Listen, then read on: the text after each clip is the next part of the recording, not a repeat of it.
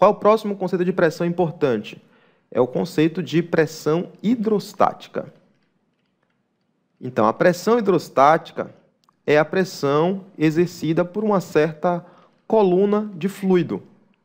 Imagine que eu tenho um fluido e esse fluido está ocupando um recipiente e esse mesmo fluido vai ser colocado neste outro recipiente aqui. Tá? Vou botar a mesma linha aqui para a gente garantir que está nivelado. Aí você vai então agora e vai colocar um outro fluido que vai ocupar uma certa região aqui. Então aqui ele vai ocupar uma certa região, deixa eu marcar fraco primeiro. Você vai ocupar o nível até aqui, garantindo que eles estejam no mesmo nível, garantindo que eles estejam na mesma altura.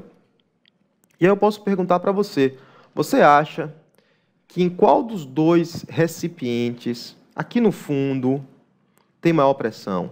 A pressão vai ser maior no ponto A ou a pressão vai ser maior no ponto B? Tempo para você pensar. Eu posso afirmar para você que seguramente a pressão é a mesma nos dois pontos. Se você tiver a mesma altura, a altura for a mesma para os dois, e o fluido estiver em equilíbrio hidrostático, a pressão depende somente da altura.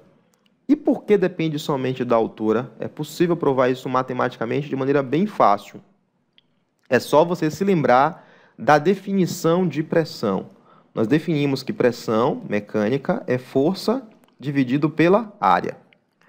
Quem vai ser a pressão no ponto A? Vai ser a força exercida sobre esta região, dividido pela área que ela vai estar distribuída. E a área aqui, ó, vai ser algo parecido com isso, né? Vai ser uma superfície, estou considerando aqui um cilindro, seria essa superfície aqui.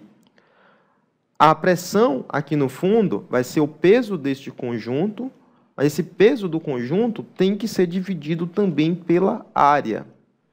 E acho que já com esse desenho, já dá para você entender por que a pressão vai ser a mesma nos dois.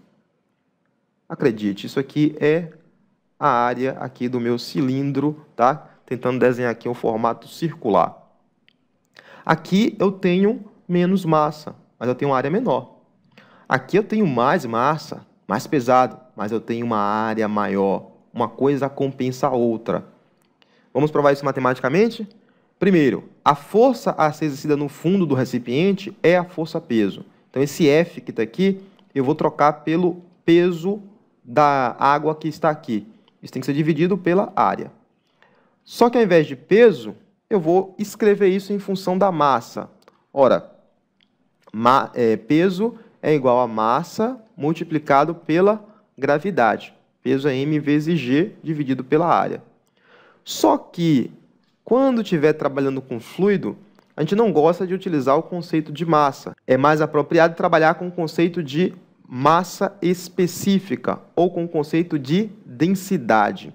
Então, aqui, ao invés de m, eu vou trocar pela densidade. Mas tem que lembrar que densidade é massa dividido pelo volume. Então, massa é igual a densidade vezes o volume.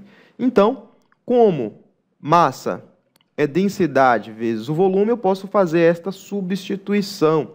E fazendo essa troca vai ficar assim: pressão é igual a densidade vezes volume vezes gravidade, dividido pela área. E para finalizar, temos que lembrar como é que a gente calcula volume. Volume de algo que tem este formato vai ser igual à área da base multiplicado pela altura. Então, aqui vai ser a área da base vezes a altura, aqui vai ser a área da base vezes a altura, nos dois casos.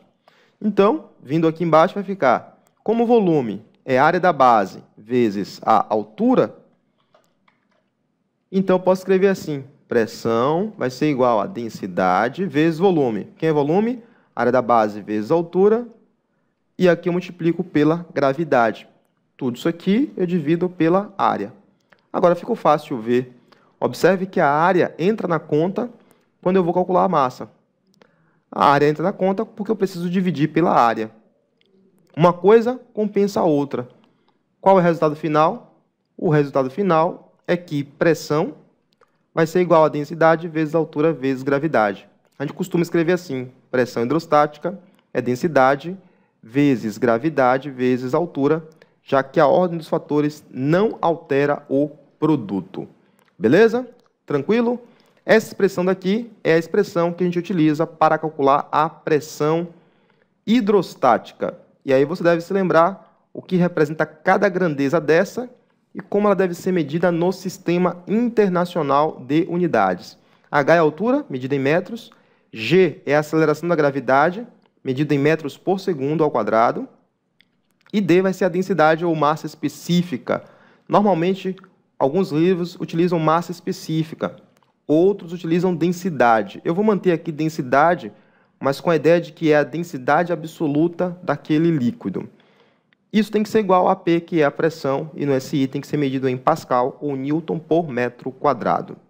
Tranquilo? Vamos então ao nosso próximo conceito, que é pressão atmosférica.